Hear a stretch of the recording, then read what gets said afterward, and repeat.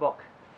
Evo, očistio sam šipak, ostala mi je hrpa ove guline i napravio sam sok, pa mi je ostalo ove koštice jer sam upotrebljavao slow juicer sokovnik koji ih melje. I ideja mi je da ovo ne bacim, nego posjetit ću jednu lokalnu farmu koza i vidjet ćemo kako one reagiraju. Malo ćemo možda uzeti mlijeka.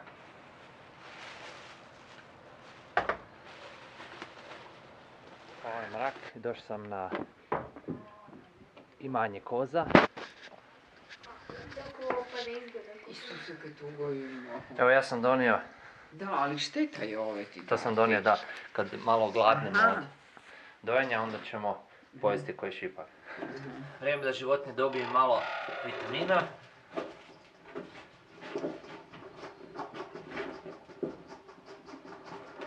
Čekamo da dođu životinje. Koliko ih ima u stadu? Sad ih je 50. 50 komada. Pogoda! A to neće ni moj broj šipaka podmiriti. Neće mi jedna ući unutra. Ne smiješ mi tu stajati. Neće mi ući unutra. Polovica je već nije ušla. Sad će ući. Daj, dođi. Ajde.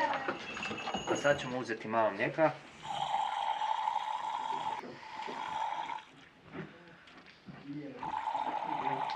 I sad smo dobili malo mlijeka. Evo, probaj.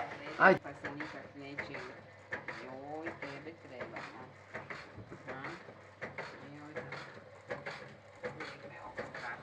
Predivno je jutro i prije treninga došao sam uzeti mlijeko.